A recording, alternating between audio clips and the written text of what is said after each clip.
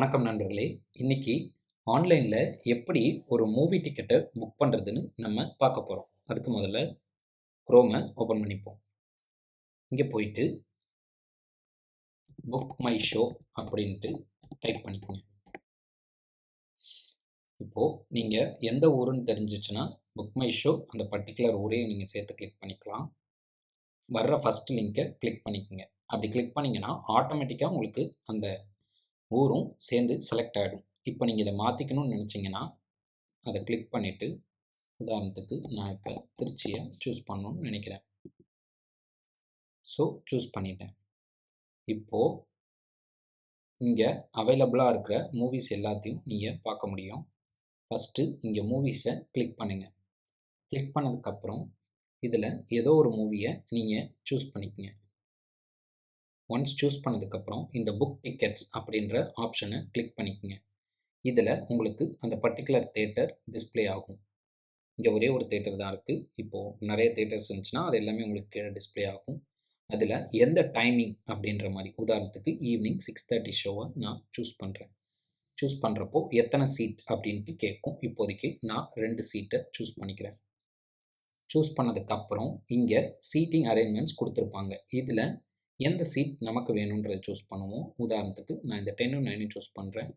அதை கிளிக் பண்ண உடனே 10 9 ஆட்டோமேட்டிக்காக, உதாரணத்துக்கு நீங்கள் இப்போ இங்கே 7 கிளிக் பண்ணிங்கன்னா 7ம் அதுக்கு பக்கத்தில் இருக்க 6 இந்த 2 டிக்கெட்டும் உங்களுக்கு இதாகிடும்.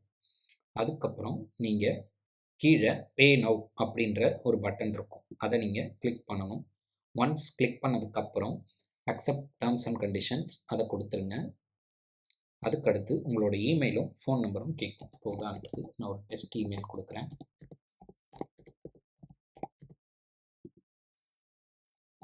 அதே மாதிரி ஒரு டெஸ்ட் மொபைல் நம்பர் கொடுக்குறேன். கொடுத்துட்டு சப்மிட் கொடுத்தனா இதுக்கப்புறம் உங்களுக்கு பேமெண்ட் பேஜ் போயிடும். பேமெண்ட்டில் ஆஸ் யூஷுவல் உங்களுக்கு யூபிஐ ஆப் மூலம் பே பண்ணுறீங்களா, இல்லை டெபிட் ஆர் கிரெடிட் கார்டு, இல்லை மொபைல் வேலெட்ஸ், உதாரணத்துக்கு பேடிஎம், மோபிக்விக், இந்த மாதிரி அமேசான் பே இதை ஏதாவது யூஸ் பண்ணுறீங்களா, இல்லை நெட் பேங்கிங் யூஸ் பண்ணுறீங்களா, இல்லை வவுச்சர் ஏதாவது யூஸ் பண்ணுறீங்களா அப்படின்ற ஆப்ஷன் உங்களுக்கு காட்டும். இப்போ உதாரணத்துக்கு நம்ம ஒரு பேமெண்ட் ஆப்பை சூஸ் பண்ணிப்போம். இங்கே குறிப்பாக நீங்கள் கவனிக்க வேண்டியது உங்களோட டிக்கெட் ப்ரைஸ், அது கூட இவங்க ஆட் பண்ணுற convenience fee with GST, and then இங்கே பார்த்தீங்கன்னா கிவ் டு அண்டர் ப்ரிவிலேஜ்ட் மியூஷன்ஸ் அப்படின்ட்டு. இதை நீங்கள் வேணும்னா ஆட் பண்ணிக்கலாம், இல்லைனா அதை நீங்கள் விட்டுறலாம். அதுக்கப்புறம் இந்த அப்ளை ஆஃபர்ஸை எப்பயுமே கிளிக் பண்ணுங்கள். இதில் உங்களுக்கு என்னென்ன ஆப்ஷன்ஸ் வரும்னா, உங்களுடைய particular debit card, credit card, இல்லை வேலெட்க்கு ஏதாவது ஆஃபர்ஸ் அவைலபிளாக இருக்கும். மோஸ்ட்லி எல்லாருக்கிட்டையும் டெபிட் கார்டு இருக்கும். அதனால் நம்ம டெபிட் கார்டவே சூஸ் பண்ணுவோம்.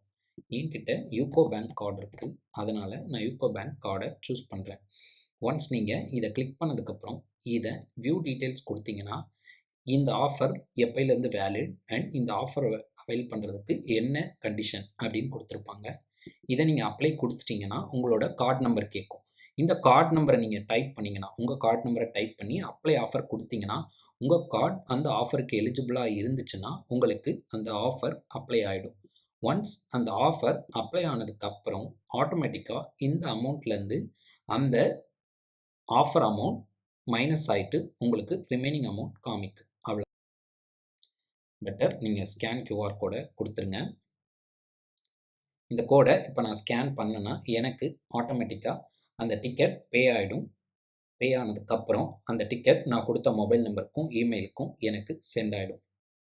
இதே மாதிரி வீடியோஸை மேலும் தொடர்ந்து பார்க்குறதுக்கு சேனலை சப்ஸ்கிரைப் பண்ணுங்கள். நன்றி நண்பர்களே.